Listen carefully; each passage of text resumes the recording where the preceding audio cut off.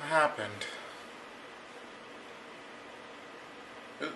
Whose baby is this? What was that?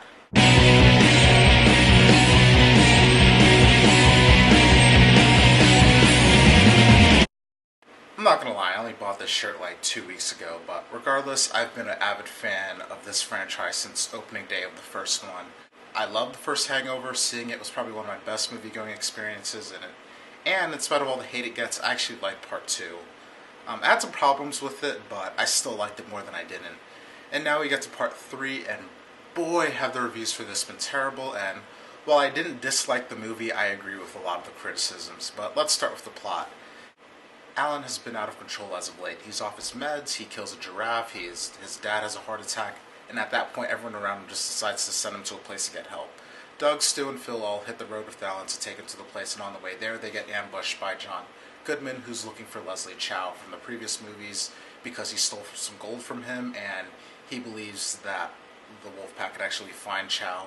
So they don't really have much of a choice because John Goodman, kidnaps Doug, and there's just like, okay, I guess we're finding Chow. And thus our adventure begins. And the thing of comedy is people don't really care about the story, acting, and all that special effects and camera angles and crap. They just want to know if the movie's funny. And the movie definitely has its moments, but overall it's kind of eh. I mean, if there's such a thing as like a loud chuckle, that's what I did every now and then while watching this. What kept me interested in this series was the fact that I always empathized with the characters Stu and Phil, and to a much lesser extent Doug, and their whole situation of how they keep trying to live normal lives, and then Alan or Chow would just show up and mess things up for them. What worked for me in this movie was Bradley Cooper and Ed Helms. Their jokes, their personalities kept me engaged in this. Galifinakis, on the other hand, is stuck with a character that is slowly becoming less and less likable. And for this one, the movie is about his journey, but the script does have him do and say things that are more annoying than actually funny. Same for Chow. Like, kudos to Jeong for putting it all out there, and actually did find myself sympathizing with his character every now and then, but comedically it was only like 1 out of every 6 jokes from him that would do it for me. The story more or less worked.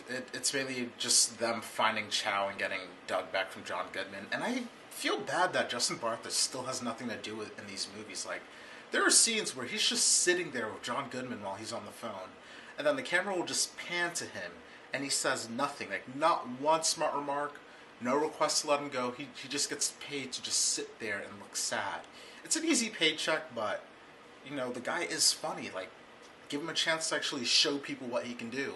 Going back to the positives, I do have to give the director some credit. Todd Phillips makes the most of this budget, and the thing with the parachute actually was visually amazing to me. Like, ever since Due Date, I was kind of sensing that Todd Phillips has been wishing to actually make an action movie with that oddly elaborate high chase from Due Date, and then the car chase through Bangkok and Hangover 2, and then this one starts off like a prison riot, and then it just goes on from there. Like, none of those sequences were like entirely played out just for laughs.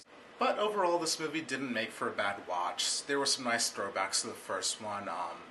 Those were probably some of the best jokes of the movie. They tied up some loose threads, but I can't tell people to go see this in theaters. I mean, if you go in with lowered expectations, you might get enough out of this, but maybe you're better off just saying goodbye to the Wolfpack on HBO. And it honestly sucks to say that. Also, for one last laugh, you might as well stay during the credits. It seems dumb to say that about a Hangover movie at this point, but the credits scene doesn't start until after they scroll through the cast list. And it's not really a real Hangover movie unless Stu does something terrible to himself. And I want to give a shout out to my buddy Chris. Like, he and I watched the first one together. We went our separate ways after high school, but then got back together for the second one, and it kind of sucks that we weren't able to like close out the trilogy together. And I kind of feel a little bad about that, so here's to you. I would hold an actual cup, but it's like all the way over there. So tell me what you thought of The Hangover Part 3. If you saw it, did you like it? Did you think it was terrible? If you haven't seen it, do you even plan to? And I'll end this usual way. If you like this review and you want to see more, please subscribe. I'd really appreciate it. I remember everything.